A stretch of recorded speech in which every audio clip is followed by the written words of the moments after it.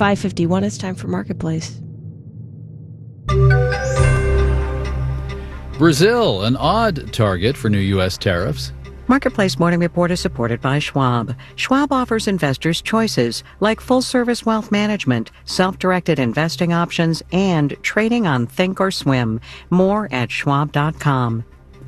I'm David Brancaccio in Los Angeles. President Trump says he wants 50% import taxes on goods from Brazil, even though Brazil buys more from the U.S. than it sells here. Trump has criticized Brazil's treatment of its former right-wing president, who's on trial for an alleged coup attempt.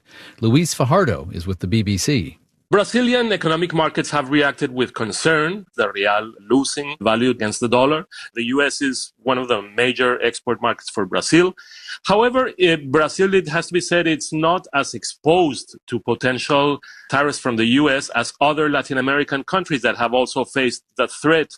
Brazil's largest partner is, in fact, China. But still, it is substantial, and still, at the economic sphere, at least, there's concern about what could happen if these tariffs actually come into being. And the futures price of the third most popular metal, copper, those are up 8% in a week, 2% today, with Trump confirming the U.S. tariff on copper will go to 50%. The U.S. produces about half its copper supply, with much of the imports from Chile. Stocks S&P futures are down 0.1%. Now, the guardians of interest rates at the Fed are more than one person, the chair, Jerome Powell, and newly released notes from a recent central bank meeting show most of them expect President Trump's tariffs will have enduring effects on raising inflation. Here's Marketplace's Nancy Marshall-Genzer. One of the debates at last month's Fed meeting on interest rates was whether inflation from tariffs will cause ongoing inflation or just hike prices temporarily. According to the minutes, most Fed officials at last month's meeting, quote, noted the risk that tariffs could have more persistent effects on inflation, while a few said tariffs would cause just a one-time increase in prices and would not affect longer-term inflation expectations. Fed officials try to keep inflation in check by raising interest rates. They don't want to lower rates prematurely because that could risk fueling inflation even more. The minutes also say there was a discussion about the considerable uncertainty about the timing, size, and duration of the effect of tariffs on prices. In fact, the word uncertainty was mentioned more than 20 times in the minutes. I'm Nancy Marshall-Genzer for Marketplace. The ChatGPT company is reportedly about to release its own AI-powered internet browser, which would let you get around through dialogue-style chat. The news agency Reuters talked to 3 unnamed sources familiar with the project. Now, in January, OpenAI did a limited release of something called Operator, an AI concierge that works with existing browsers. ChatGPT is already used by 400 million people a week, and an OpenAI-flavored browser would be a challenge to rival Google, which harvests tons of user data of interest to advertisers from its Chrome browser.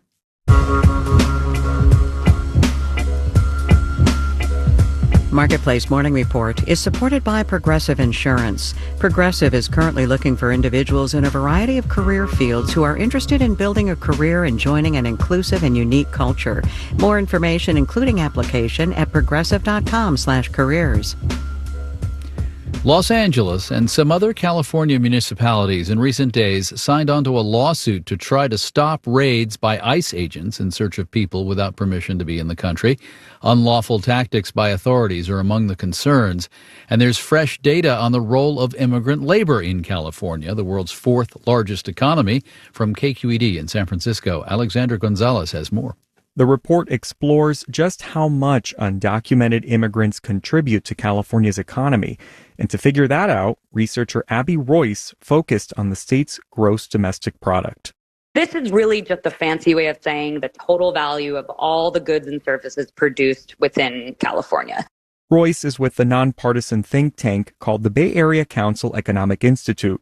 She authored the report and found that without undocumented immigrant workers, the hit to the state's GDP would be massive, more than $275 billion annually.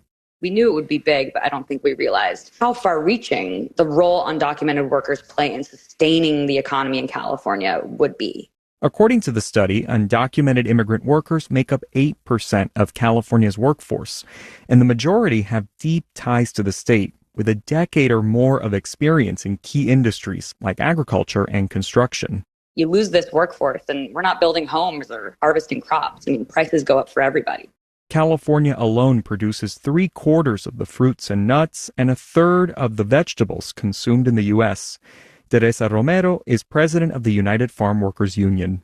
We're talking about workers who are essential to agricultural industry in our country, who are putting food on our tables every single day. In the face of the recent protests in Los Angeles, President Donald Trump acknowledged how important immigrant labor is to agriculture and other industries. Last month, the administration announced it would pause ICE raids at farms, hotels, and restaurants. But shortly after, the Department of Homeland Security reversed that guidance. Economist Manuel Pastor with the University of Southern California says the arrival of immigrants helps to create jobs by filling in parts of the labor market where there's very little supply of U.S. labor. Pastor says the findings of the study are encouraging and could help business leaders realize they have a stake in immigration politics.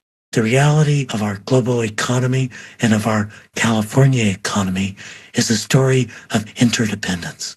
This interdependence faces a tough road ahead, especially following the recent U.S. Supreme Court rulings on immigration. One of them eases rapid deportations to countries where immigrants have no ties. I'm Alexander Gonzalez for Marketplace.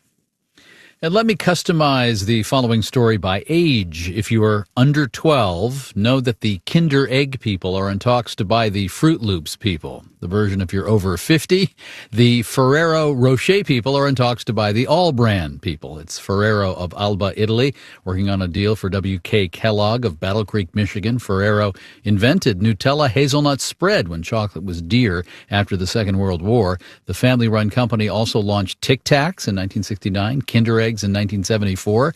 W.K. Kellogg holds the Especially Big in America cereal brands. The more